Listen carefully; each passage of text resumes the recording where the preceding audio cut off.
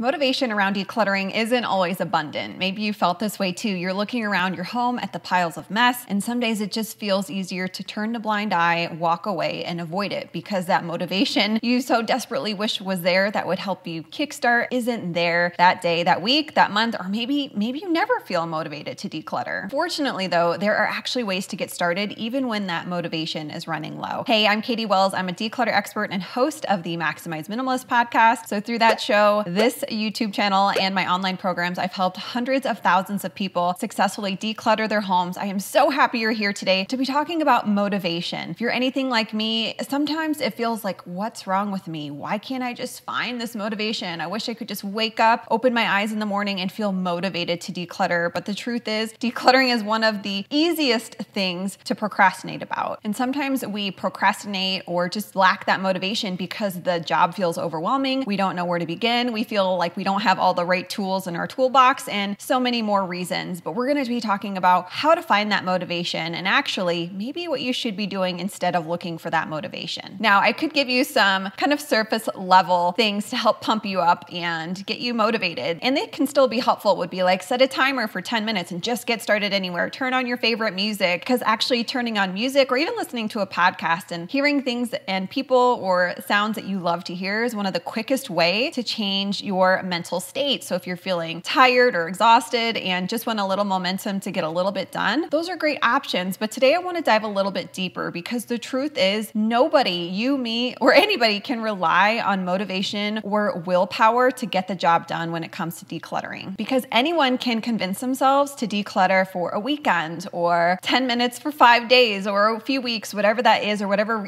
goal you've set in the past. But if you don't change the thinking underneath those behaviors, long-term change is going to become really difficult. This is why so many people often take one step forward and then 2 steps back in their declutter journey. Those habits and whatever you did to make progress isn't actually sustainable. And these improvements are only temporary until they become a part of who you are. So let's talk about habits real quick, because the key to building these lasting habits we all need, if we're going to see this through to the finish line and beyond, is to focus actually on creating a new identity first. I learned this from an amazing author named James Clear. He wrote the book Atomic Habits. Highly recommend you go and maybe get that on Audible or check it out at your local library. Anyway, he goes on in this book and gives you some amazing information on habit forming, and I've applied a lot of these principles I learned from this book toward my program and the way I literally go through life and declutter and continue to declutter my own home. And he talks about that this ultimate form of intrinsic motivation we all so desperately wish we had sometimes when it comes to any goal we want, whether that's decluttering or losing weight or exercising regularly. That intrinsic motivation only happens when it becomes a part of your identity. So what do I mean by that? Years ago when I was decluttering, at some point, and I didn't realize I was doing this at the time, hindsight 2020, I was like, I'm just gonna be a minimalist. I'm gonna take on the identity of a minimalist. This is before I knew what I was doing and how this was really gonna help push me and help me so much. And over the years, I've kind of tailored my term and definition to a simplifier. Now, minimalism and clutter and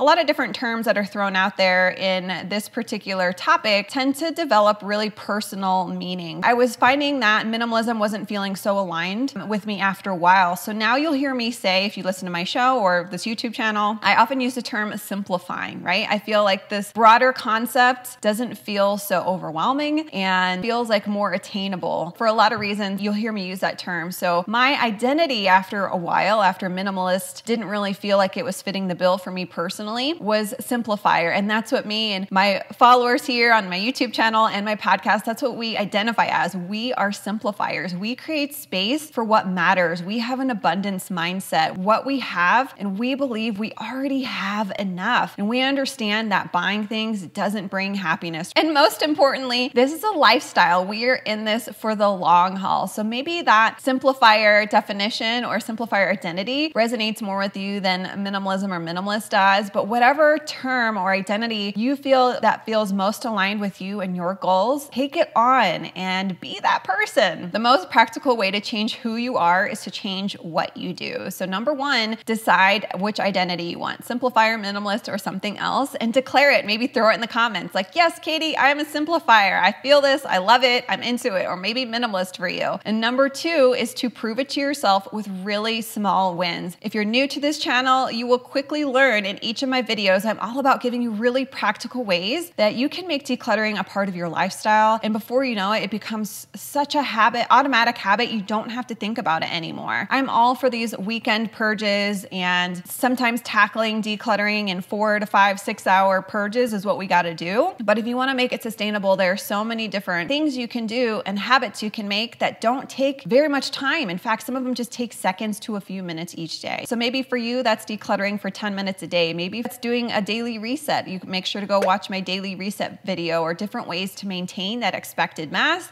while also keeping the clutter at bay. So decide who you are and decide what small actions you're going to take every day to create this self-improvement feedback loop, because every time you declutter for 10 minutes a day or get rid of one bag of things, every single time you take that action, that reinforces that identity you have as a simplifier. And then the more you want to take action the next day and keep showing up. It's seriously the most beautiful thing. And I promise you, it's that form of intrinsic motivation we all want. But part of that means taking action. And sometimes taking action when decluttering feels overwhelming and we feel like it's going to take all weekend, the action never comes, right? And neither does that intrinsic motivation. So try this if you haven't already done it. I promise you, it's made such a big impact in literally thousands of my students' lives. And the more you repeat that behavior, the more you reinforce that identity. I think it was Ben Franklin who said, the things you do create the things you believe, right? This is exactly aligned with what I just talked about. And I want to mention this really quickly too. So on the flip side of that coin, what identities maybe have you subconsciously given yourself that are not helping you reach your goals, decluttering or any goal? If you feel like you've always thought, I'm just an unorganized person, or I will never get my stuff together, I will never find the time. If you feel like you have such time scarcity and it's a part of your identity and you will always be struggling, then that's reinforcing that identity, which means it's also making it harder for you to take action and change your behavior and create these habits. So also something to consider as you consider the identity you want, start thinking about the identities you no longer want to assign yourself that simply aren't true and aren't helpful. And it's okay if you are not motivated all the time. If you can't find that intrinsic motivation, there is nothing wrong with you. There are so many different seasons in life and parenting, and no matter what age you are, with those seasons come different priorities. So don't feel bad if you're not able to take action every day. I often say that building your declutter muscle, which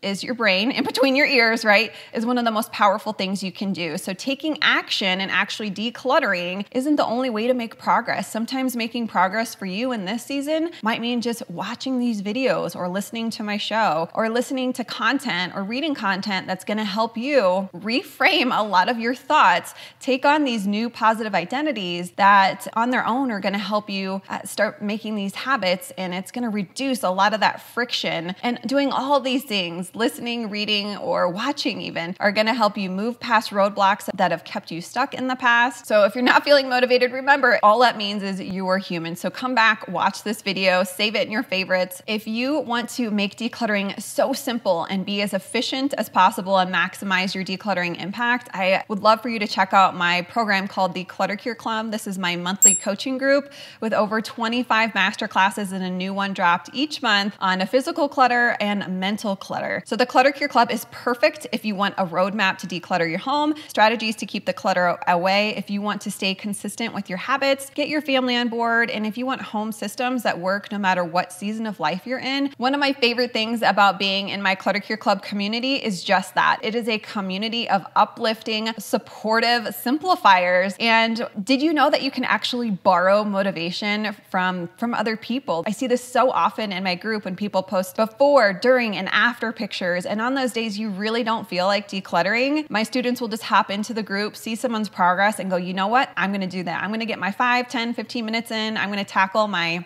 doom room, or I feel encouraged and motivated because Sally, because Karen, because Megan, because Joe, right? All these incredible people that are going to help lift you up and support you. So you got your coach Katie, but you also have this amazing community to get that motivation as well, which I think there's nothing better than that. So I hope to see you there.